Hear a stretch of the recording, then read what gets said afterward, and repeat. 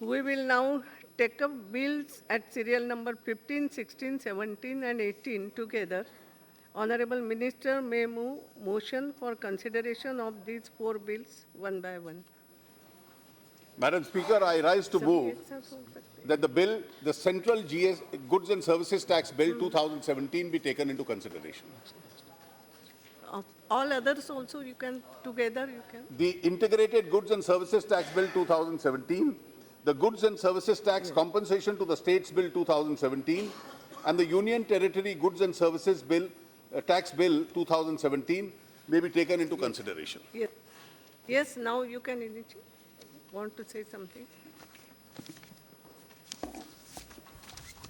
माननीय अध्यक्ष जी,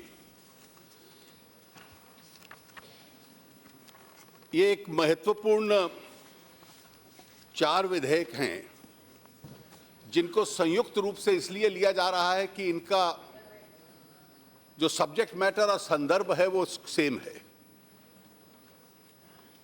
संसद ने और संसद के बाद बहुमत की दृष्टि से देश की विधानसभाओं ने संविधान का 101वां संशोधन पारित किया था। इस संशोधन को पारित करने से पूर्व जो इस देश में इनडायरेक्ट टैक्सेस की प्रणाली थी, वो प्रणाली जो आज भी चली आ रही है, जो 15 सितंबर इस वर्ष तक चलेगी, उसके तहत कुछ टैक्सेस केंद्र को लगाने का अधिकार था, कुछ टैक्सेस राज्यों को लगाने का अधिकार था। और इसलिए बहुत वर्षों से ये चर्चा चल रही थी कि इन टैक्सेस को इकट्ठा मिलाकर एक संयुक्त रूप से टैक्स देश के अंदर हो जो सारे देश के अंदर अपने आप में लागू हो। इसका उद्देश्य भी बड़ा स्पष्ट था कि एक बार ये टैक्स लागू हो जाता है तो जब जितने भी गुड्स हैं, सर्विसेज हैं, पूरे देश के अंदर उनका मूवमेंट हो पाएगा, पूरे देश में एक जैसी टैक्स प्रणाली होगी, एक असेसी का केवल इंटरफेस एक असेसिंग अथॉरिटी के साथ होगा और जो उसमें से टैक्स निकलेगा वो केंद्र और राज्य अपने आप में बांट लेंगे। अब इस व्यवस्था को बनाने के लिए पहले एक एम्पावर्ड कमेटी कई वर्षों तक कार्य करती रही और एक आम राय के बाद सर्वसम्मति से संसद के दोनों सदनों ने इसको पारित किया था। यह संविधान संशोधन क्या था और इसका असर क्या है, हम लोगों को इन कानूनों को चर्चा करना और पारित करने से पूर्व इनको समझ लेना पड़ेगा। और इसका कारण स्पष्ट इसलिए है, मैं इसकी आवश्यकता इसलिए समझता हूं कि आज तक जो देश में व्यवस्था रही है उस व्यवस्था से भिन्न एक लेजिस्लेटिव व्यवस्था भी अब देश के अंदर बन रही है। आज तक जो देश में व्यवस्था रही है उसमें एक सेंट्रल लिस्ट है, केंद्र की सूची है, जिसमें एकाधिकार कानून बनाने का केंद्र का रहता है। एक राज्यों की सूची है जिसमें एकाधिकार कानून बनाने का अधिकार राज्यों का रहता है। जो कंकरेंट लिस्ट है उसमें केंद्र को प्राइमेसी मिलती है कि अगर केंद्र उसकी दृष्टि से कानून बनाता है तो वो फिर लेजिस्लेटिव स्पेस केंद्र की हो जाती है, राज्य को उसको मानना पड़ेगा, और अगर केंद्र नहीं बनाता तो फिर राज्य को अनुमति के साथ कानून बनाने का अधिकार होता है। लेकिन ये जो संविधान संशोधन हम लोगों ने पारित किया वो आज तक 1950 से जब से संविधान बना जो व्यवस्था चली आ रही थी कि उस कानून को बनाना और उस व्यवस्था का संचालन करना या केंद्र करेगा या राज्य करेगा, ये उससे भिन्न हटकर है। It is different because we are now creating by law a jurisdiction simultaneously both in the center and the states, and in the process handing over the indirect tax administration to the first federal institution that India has created, where the center and the states both will participate. ये किस तरीके से किया, एक बार जो संविधान संशोधन है जो हम लोगों ने बनाया उसके एक दो उसके प्रावधान है वो पढ़ने आवश्यक है। इसका जो अधिकार मिला वो आर्टिकल 246 कैपिटल ए से मिला। आर्टिकल 246 कैपिटल ए ये कहता है, notwithstanding anything contained in article 246 and 254, parliament and subject to clause 2, the legislature of every state have the power to make laws with respect to goods and services tax imposed by the union or by such states.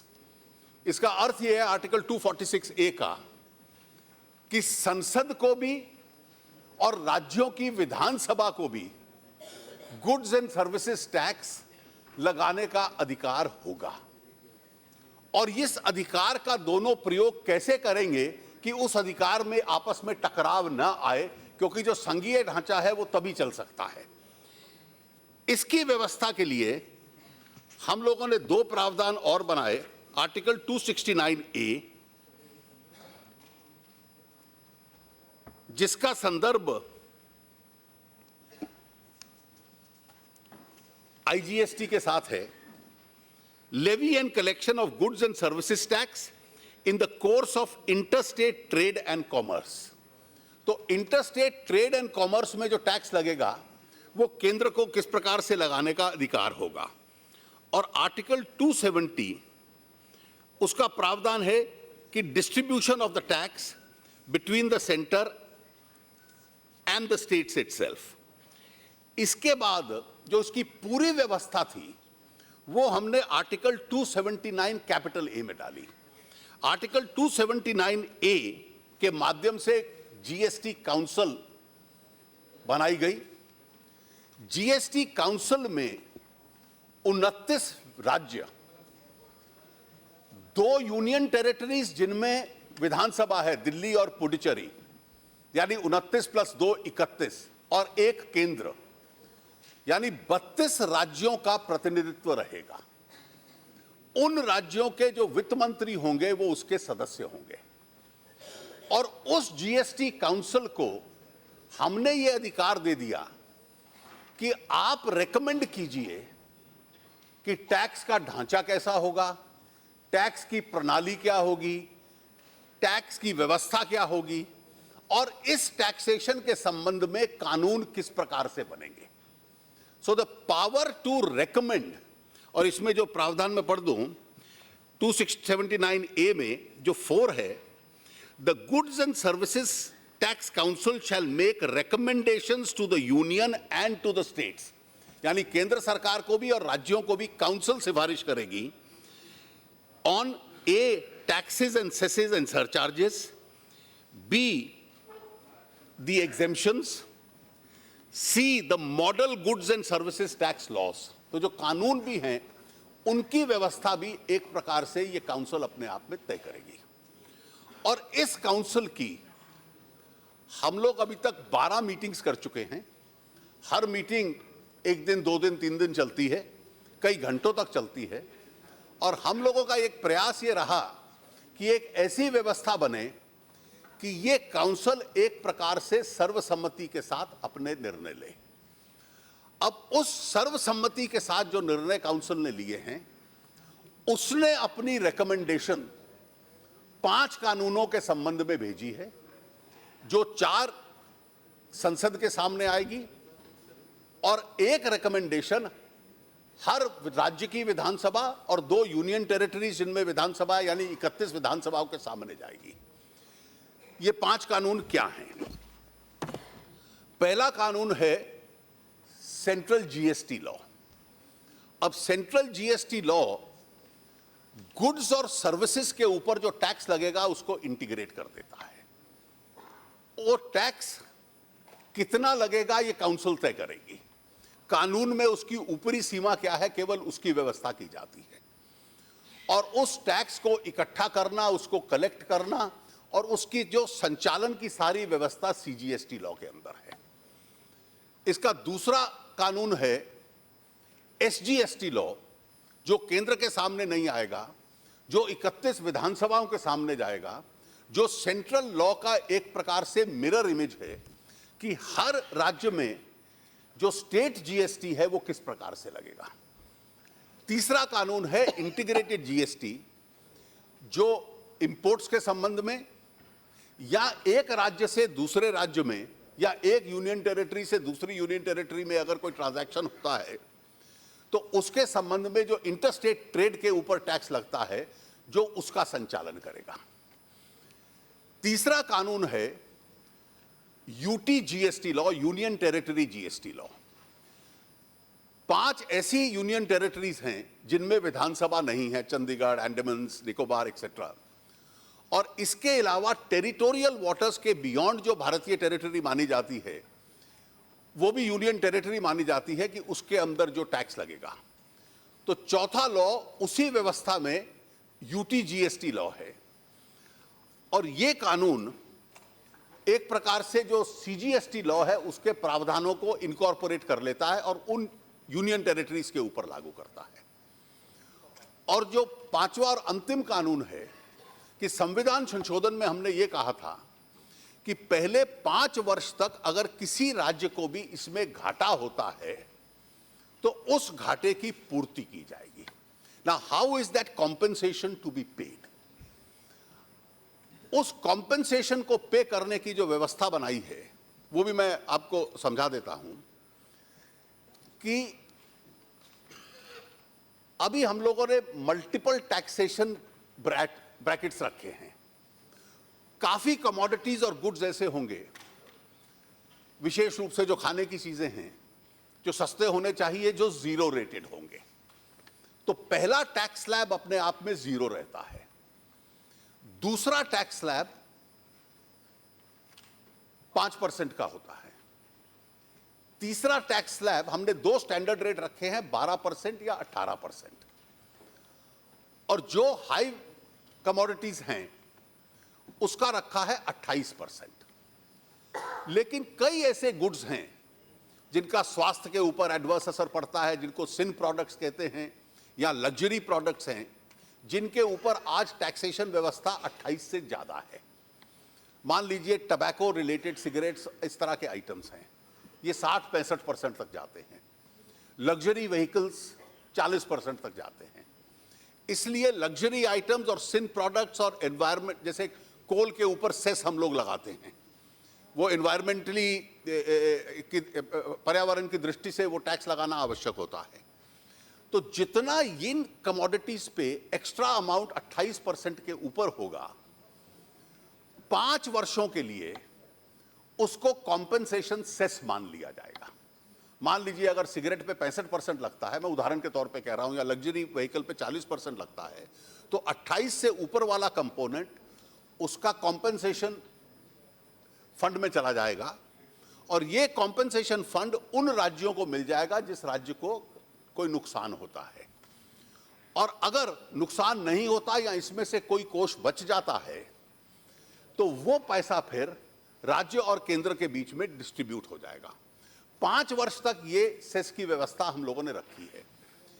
एक सुझाव ये था कि इसको हम tax के रूप में लाएं, लेकिन अगर टैक्स के रूप में लाते तो ये जीएसटी काउंसिल ने डिस्कस किया तो उपभोक्ता के ऊपर इसका बहुत असर पड़ता।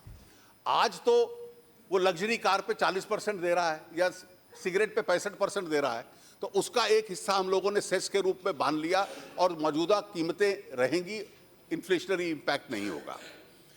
लेकिन अगर हम टैक्स लगाते हैं तो टैक्स का एक हिस्सा डेवोल्यूशन में जाता है, दूसरा हिस्सा फिर राज्य और केंद्र के अंदर बंटता है, फिर उसमें से जो केंद्र का हिस्सा आएगा, यानी 50,000 करोड़ रुपए का कॉम्पेंसेशन पैकेज बनाने के लिए देश की जनता पे 1,72,000 करोड़ रुपया टैक्स लगाना पड़ता। लेकिन ये जो वैकल्पिक व्यवस्था की है इसमें कोई एडिशनल टैक्स नहीं लगेगा और मौजूदा ढांचे के अंदर में से ही कॉम्पेंसेशन कलेक्ट होकर किसी लूजिंग स्टेट को कॉम्पेंसेशन दिया जा सकेगा। तो आज संसद के सामने अभी जो व्यवस्था अभी तक हुई है उस व्यवस्था के दौरान ये 5 कानून तैयार हो चुके हैं। जो रूल्स बनने हैं, कई रूल्स तैयार हो चुके हैं, बकाया रूल्स 31 तारीख को तैयार होंगे। और एक ब्रॉड प्रिंसिपल काउंसिल ने तय किया कि काम का बंटवारा राज्य और केंद्रों के बीच में कैसा होगा, उसके ऊपर सर्वसम्मति हो चुकी है। और इसके अतिरिक्त कि किस कमोडिटी को किस टैक्स ब्रैकेट में फिट करना है, ये एक प्रक्रिया अगले महीने से शुरू हो जाएगी और उसका बुनियादी सिद्धांत ये रहेगा कि आज कोई व्यक्ति एक्साइज कितना देता है, कोई कमोडिटी पे वैट कितना देता है, कुल टैक्स कितने लगते हैं, और फिर काउंसिल तय करेगी कि जो उसके सबसे नजदीक टैक्स ब्रैकेट है उस टैक्स ब्रैकेट में उसको फिट कर दिया जाए ताकि इसकी टैक्स कंपोनेंट अलग ना हो। मैं केवल इतना आरंभ में एक अंतिम बार कहना चाहता हूं कि the law that we are dealing with, even though parliament and state legislatures have the plenary power to legislate,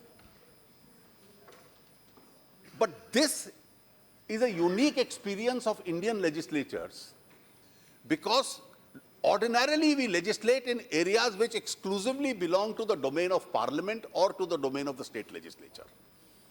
Here we are legislating in an area where we have simultaneously under Article 246A conferred jurisdiction on both center and states.